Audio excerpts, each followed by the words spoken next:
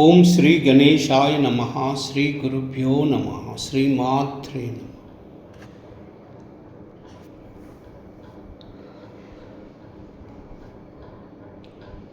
శక్తి మహిమ్న స్తోత్రం శ్రీ దుర్వాస మహాముని కృతం.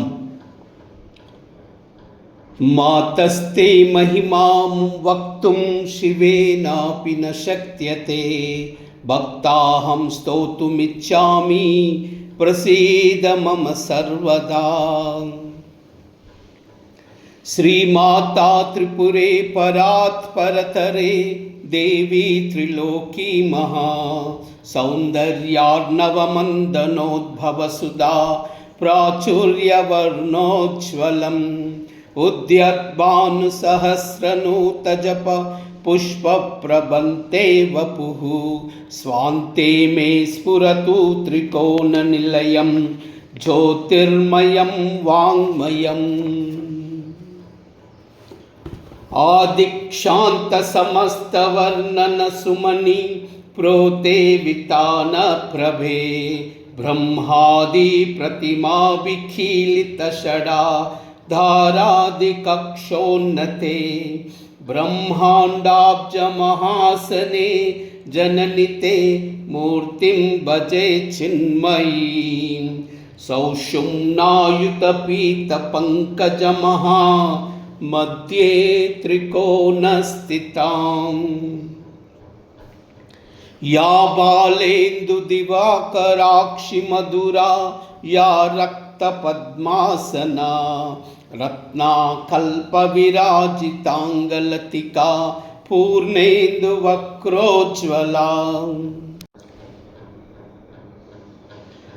అక్షస్రక్షృనిపాశ పుస్తకకరా యా బాలభానుప్రభా తాం దేవీం త్రిపురాం శివాం హృది భజే అభిష్టార్థసిద్ధయై సదా.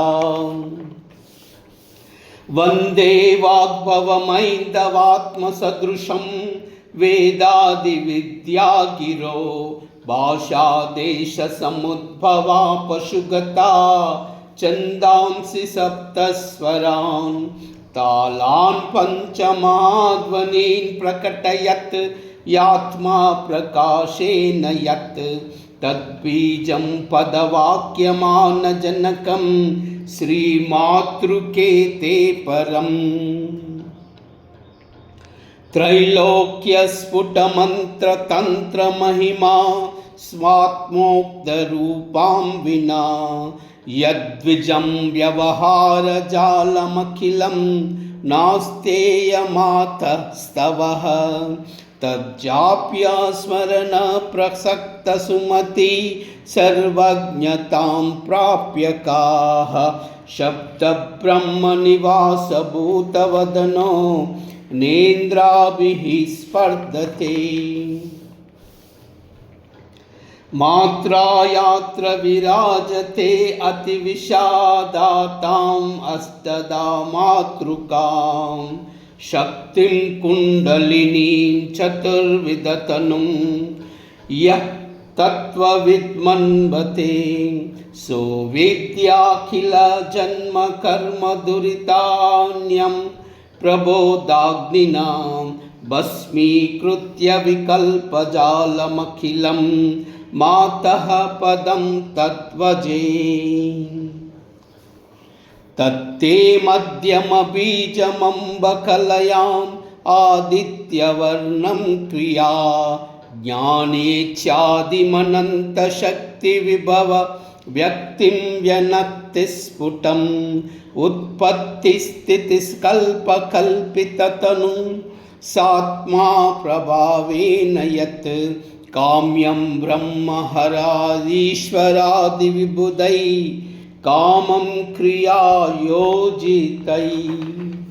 కామాన్ కారణతాం గతాన్ అగణితాన్ కార్యై అనంతమహీ ముఖ్యై సర్వమనోగతారధిగతాన్ మానైరనేకై స్ఫుట కామక్రోధసలోభమోహమద మాత్సర్యాది షట్ षट्कं च यत् बीजं व्राजयति प्रणौमि तदहं ते साधु कामेश्वरी। यद्भक्ता किल कामपूरनचना स्वात्मा प्रभावं महा जाड्याद्यांतविदारणैकतरणी ज्योतिप्रबोधप्रदं यद्वेदेषु च गीयते श्रुतिमुखं मात्रात्रयोनमिति श्रीविद्ये तव स्वरराजवशकृत् तत्कामराजं भजे।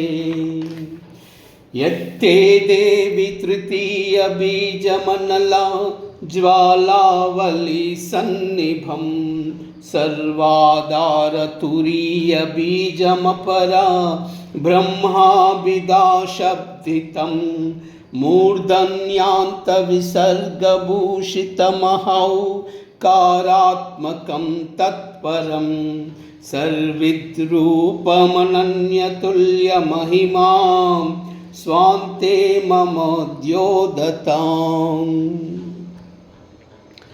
सर्वं सर्वत एव सर्गसमये कार्येन्द्रियान्तरा तत्तद्दिव्यहृषिककर्मवीर्यं संयश्रुवाणा परा वागर्धाव्यवहारकारणतनु शक्तिर्जगद्रूपिणी यद्बीजात्मककथां गता तव शिवे तन्नौमि बीजं परम्।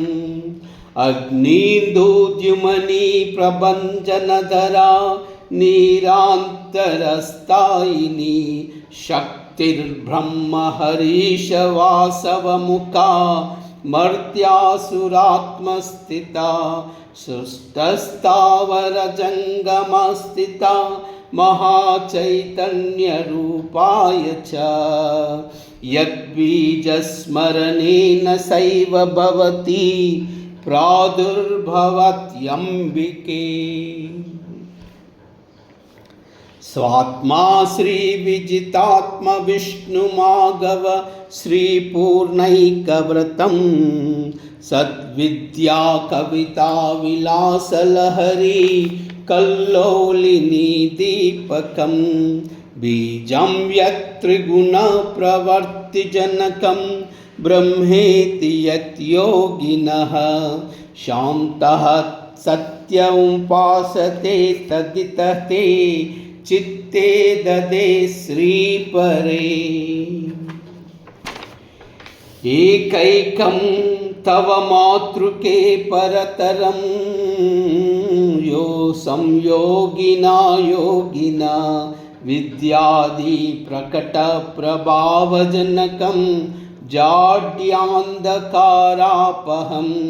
यन्निष्ठा च महोत्पलासनमः विष्णुप्रहस्तारयो देवासेषु विदिश अनन्यमहिमा स्फूर्तिं ददेतेव तत्। इत्थं त्रीण्यपि मूलवाग्भवमः श्रीकामराजस्फुरत् चक्त्याचन्मितुश्रुतिप्रकटतानि उत्कृष्टकूटानि ते भूतऋतुश्रुतिसंख्य वर्णविदिता आरक्तकान्ते शिवे यो जानाति स एव सर्वजगता सृष्टिस्थितिध्वंसकृत्।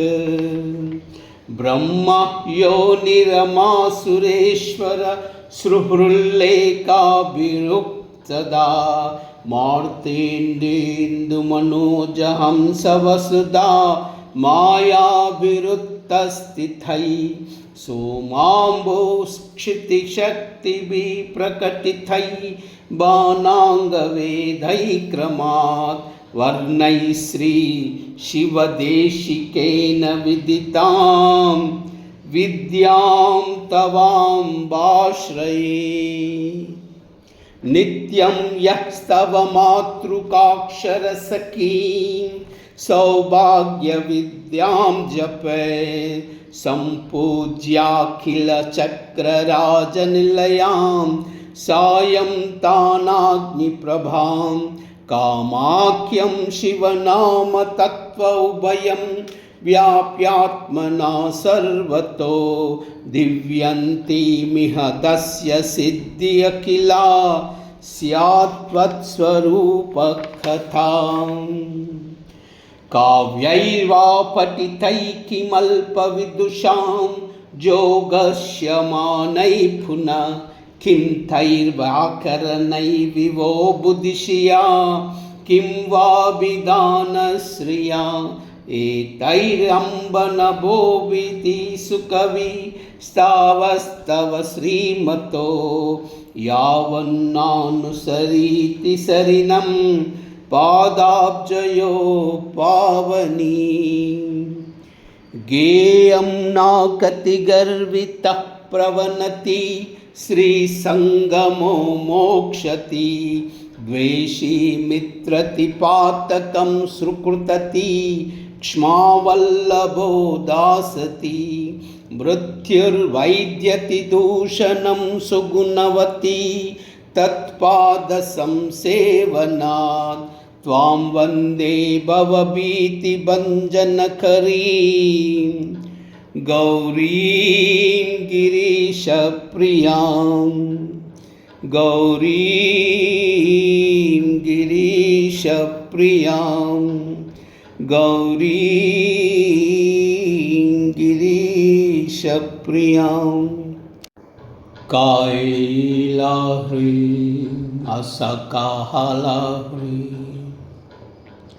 सकलाह्री कैलाह्री असकालाह्री सकलाह्री कैलाह्री असकालाह्री सकलाह्री सर्वमंगल एतत् सर्वं श्रीमाता चरणार्पणमस्तु।